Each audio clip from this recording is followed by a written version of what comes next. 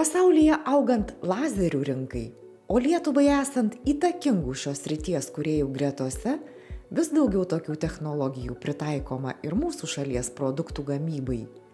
Radviliškio technologijų ir verslo mokymo centras – viena pirmųjų profesinio mokymo įstaigų Lietuvoje, lazerio apmokanti dirbti būsimuosius metalo gaminių meistrus. Dvi specialybės, kurias mes ruošiame, tai yra šaltkalvis ir suvirintojas. Šios srities profesijos atstovų galima rasti labai daug kur. Suvirinimas yra labai įdomi profesija. Šaltkalvis taip pat, nes kasdien keičiasi suvirinimo būdai, galimybės ir, sakykime, naujas suvirinimo būdas, tai yra lazerinis, atsirado visai neseniai. Pramonės įmonės tik dabar įrengimus įsigyja ir džiugu, kad mūsų mokykla tokį įrenginį jau turi ir mes mokomės ir išmoksim viryti lazeriu. Lazeris tai yra suvirimo ateitis. Profesijos mokytojas Vytautas Rutkauskas teigia, kad tokias technikas Radviliškio technologijų ir verslo mokymo centro mokiniai pamato ne tik centro dirbtuvėse ar praktikos metu partnerių įmonėse. Besimokantieji metalo apdirbimo technologijų turi galimybę išvykti ir savo pasirengimą įvertinti užsienio valstybėse. Pavyzdžiui, pirmakursis Vakaris, pasirinkęs šaltkalvio profesiją, yra labai susidomėjęs savo būsimą veiklą, jau turi pakankamai patirties ir laukia netrukus beprasidedančios praktikos Portugalijoje. Mes mokinamės brėžti, skaityti brėžinius, dirbti su rankiniais ir elektriniais įrankiais. Praktinių mokymų metu mes mokinamės mechaniškai apdirbti detalės, sriekti metalą, gręžti, dildinti, šlifuoti, pjaustyti, karpyti, kniedyti. Dar viena nuo metalo gaminių neatsiejama profesija – transporto priemonių remontininko. Ja įgyti galima ir Radviliškyje, ir centro Šeduvos mokymo skyriuje. Tiesa, absolventai tampa jau ne suvirinimo, o vidaus degimo variklių, įvairių transporto priemonių sistemų, važiuoklių bei transporto priemonių elektros įrenginių meistrais.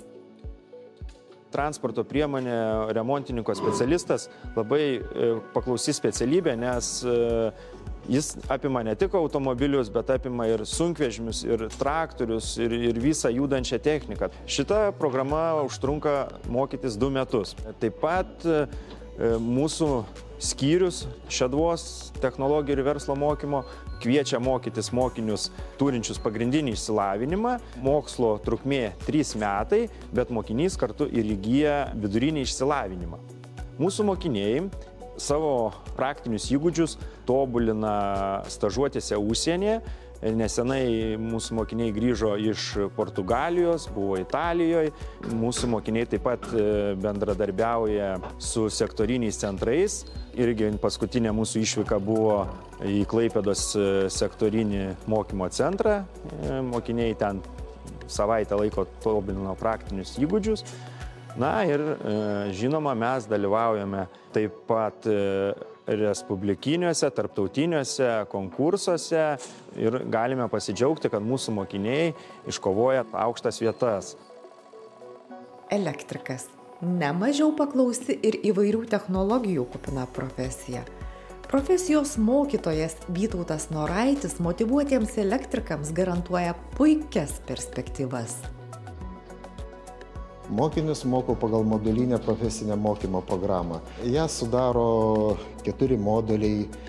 Vykdome tęstinį ir pirminį mokymą. Pirminis mokymas apima 60 kreditų, tęstinis 50 kreditų. Mokome modulių pavadinimai būtų tokie bendrųjų elektronikos, elektrotechnikos darbai, elektros įrenginių eksploatavimas, žemos įtampos įrenginiai ir skirstomieji tinklai. Šiaip tai į šias programas gali stoti mokiniai, kurie yra baigę vidurinį mokslą, turi brandos atestatą. Mokomės praktiškai visko, kas yra susijęs su elektra. Prisimename Omo dėsnį, jungiame grandines, matuojame, montuojame aparatus elektrotechninius, mokomės apie elektrotechninės medžiagas, kam jos skirtas, kokie gaminiai gaminami. Taip pat, jeigu imtume žemos įtampos įrenginius, tai mokomės, kokios yra tinklų sistemos, kokie naudojami apsaugos aparatai ir kiti apšvietimo įrenginiai taip pat. Daug elektros prietaisų dūzgia ir dar vienoje Radviliškio technologijų ir verslo mokymo centro erdvėje – siuvėjo operatoriaus dirbtuvėse. Čia renkasi patys kruopščiausi, tikslumą ir atsakingumą kasdien tobulinantys mokiniai. Čia mokiniai atėję išmoksta siūti buitinėmis, pramoninėmis, universaliomis ir spec mašinomis, išmoksta naudotis pusautomačiais, kurie naudojami siuvimo pramonėje, išmoksta naudotis lyginimo įrengimais. Taip pat išmoksta siūti įvairiausius nesudėtingus gaminius pirmam kurse, siūna atskirus mazgus. Antrais mokslo metais jie jau jungia tuos mazgus į gaminį, taip kad jų gyvenimo perspektyvos tai yra arba masinė gamyba, arba individuali veikla, kur jie gali taisyti gaminius klientams nesudėtingus ir arba siūti nesudėtingus gaminius prekybai. Suvenyrai vairiausi, pagalvėlės, servetėlės, rankšluostėlės. Kita profesija, kuri reikalauja panašių savybių, yra Šeduvos technologijų ir verslo mokymo skyriuje itin populiari apskaitininko modulinė profesinio mokymo programa. Anot profesijos mokytojos, į šias grupės susirenka ypač skirtingi mokiniai. Į profesiją ateina mokytis, kurie suinteresuoti keisti savo kažkokią profesiją ir keičia ją, o į pirminį, kurie neturi išsilavinimo ir nori įsigyti, kadangi apskaitos specialybė yra šiuo metu paklausi, sakyčiau. Turintis pagrindinį išsilavinimą mokiniai gali įsigyti vidurinį išsilavinimą, tuo pačiu jie baigia profesinę mokymą. Mokymos programos sudaro 4 moduliai. Buhalterinės apskaitos tvarkymas, turto dokumentų tvarkymas, pajamų ir sąnaudų dokumentų suvedimas ir tvarkymas, taip pat įsipareigojimų dokumentų tvarkymas. Kaip ir apskaitininkai, prie kompiuterio ekranų nemažai laiko praleidžia ir būsimieji multimedijos technikai. Centro Šeduvos technologijų ir verslo mokymo skyriuje tai neretas mokinių pasirinkimas dėl gana plačios grafikos, animacijos, vaizdo ir garso produktų kūrimo praktikos. Tokia medijų pasaulio įvairovė nustebino mokinę Vanesą, kuri čia mokytis pasirinko dėl galimybės plėtoti fotografijos žinias. Pasirinkau, nes mėgstu fotografuoti. Kai čia atėjau, negalvojau, kad čia bus ir su filmavimu susiję. Tai kai pradėjau mokytis filmavimo, labai įdomu. Ten koregavimai, labiausiai patiko fotografuoti, aišku. Didžiausią projektą, kurį darėm, tai 2024 metų kalendorių.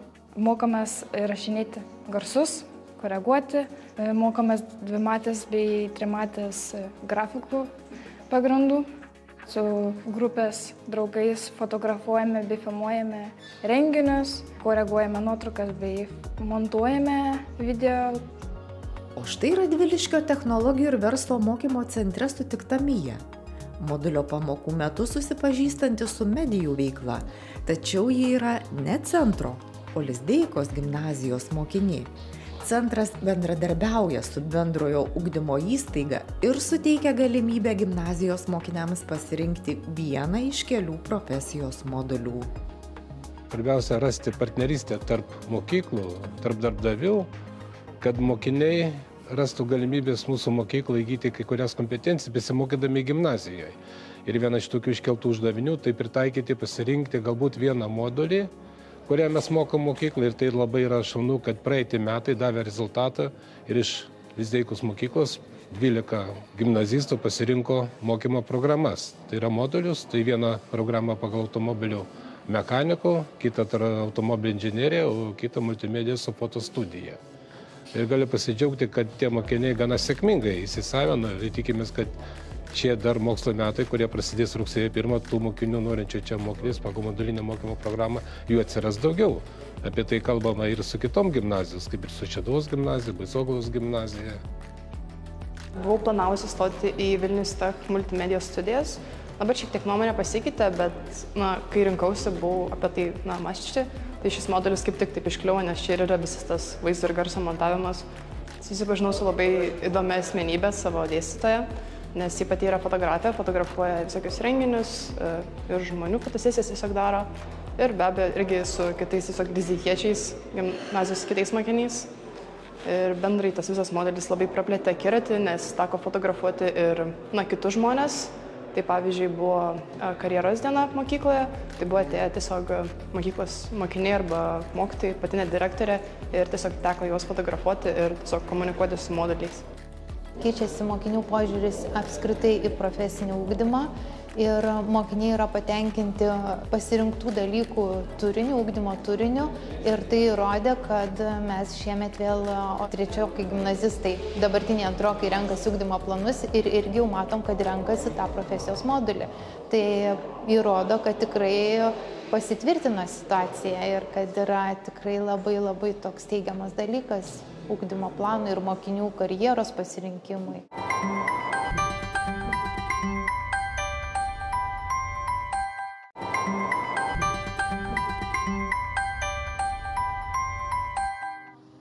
Tačiau Šeduvos technologijų ir verslo mokymo skyrius garsėja ne tik čia karjerą pradėjusiais medijų specialistais. Skyrius taip pat turi puikų žirgyną, į kurį žirgininkystės darbuotojais panorę tapti mokiniai traukia iš visos Lietuvos.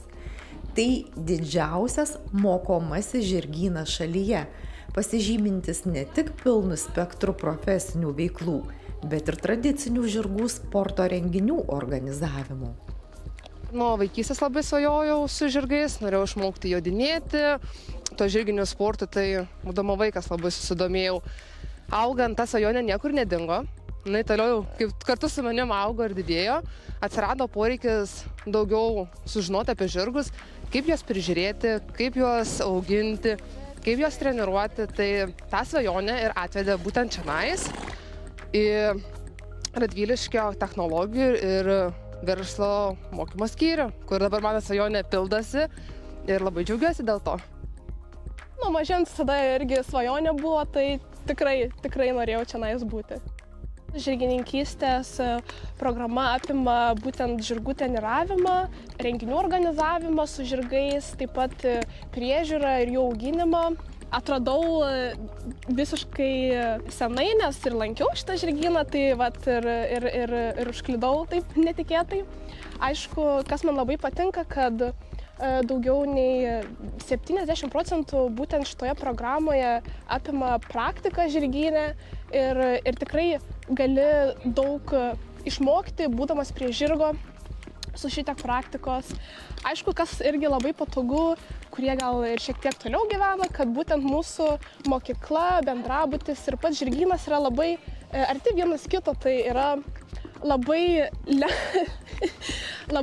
patogu atvykti į užsiėmimus ir tiesiog gera atmosfera čia. Mokymo centro Šeduvos skyriuje puikiausia bazė ir dar vienai, būtinai gyvenime, virėjo profesijai. Tačiau būsimi virėjai savo žinias dar išmėgina ir praplečia vykdami mokytis technologijų į išskirtinėmis virtuvėmis pasižyminčias užsienio šalis. Esu Šeduvos technologijų ir verslo mokymo skyriaus pirmojo kurso mokinė. Šioje mokykloje įgysiu virėjo profesijos kvalifikaciją. Virėjo specialybę galima įsigyti kartu su viduriniu išsilavinimu.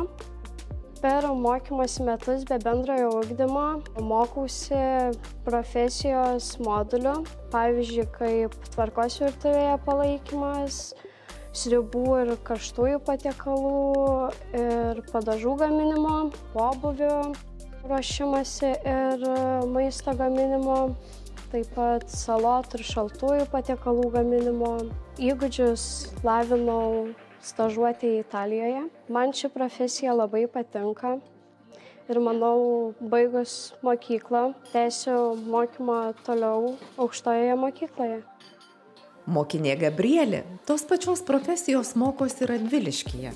Mergina teigia, kad jai itin patinka daug įvairios patirties turintis ir noriai jie per pamokas besidalijantis mokytojų. Esu Gabrielė iš Radviliškio, mokusi pirmo kurso virėjos specialybės. Labai patinka praktinių virimo pamokos. Turime labai gerus ir nuoširdžius mokytojus. Turime labai puikią ir didelę draugišką komandą. Mokomės gaminti pusgaminius, karštuosius patiekalus, salotas, jų užpilus, garnyrus. Mokomės gražiai viską patiekti. Pietų metu aptarnaujame mokinius. Išvykstame į užsienį, atliekame 3 savaičių praktiką, įgyjame daug patirties ir naujų dalykų. Daug profesinių įgūdžių besiruošdami į darbo rinką įgyja būsimieji staliai.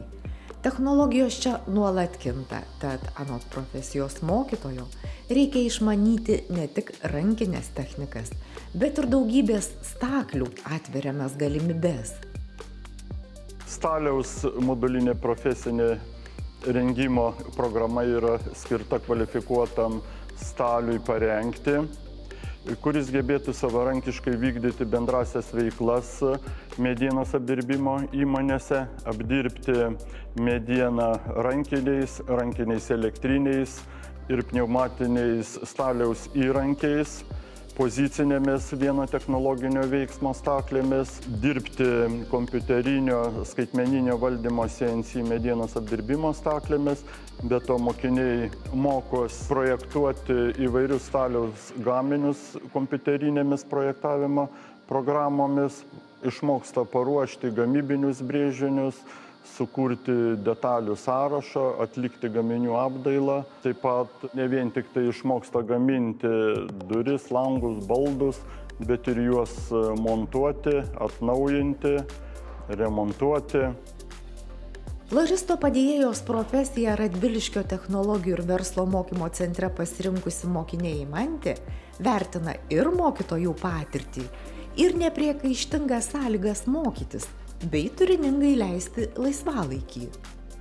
Atvažiavau į šią mokyklą iš Pakruojo, floristo padėjėjos specialybės mokiniai pagal projektą vykome į Italiją ir Portugaliją. Praktikos metu dirbome gėlių bazėje, ruošėme gėlių puokštės, taip pat darėme gyvų gėlių puokštėms, lankau dainavimo ir šokių būrelius. Bendrabutyje gyvename dviese, yra virtuvės, skalbykla, poilsio kambariai, žiūrime televizorių ir bendraujame. Atvykau iš Šiaulių, mokusi floristo padėjėjos specialybę 2 kurse. Pamokos metu naudojamės įvairiais įrankiais, priemonėmis, susipažįstame su naujomis technikomis, mokomės dirbti saugiai. Pamokos metu naudojame įvairius augalus, kurių prisirinkame iš gamtos, pievų, miškų, parkuose. Surinktus augalus džioviname, rūšiuojame, vėliau iš jų piname vainikus, darome kompozicijas, puokštes, dekoracijas, puošiame mokyklos erdves. Kadangi turim tiek aplinkoje, mūsų gamta tikrai turtinga, Lietuvos galima paminėti, tai gamtinių medžiagų mes tikrai turim daug.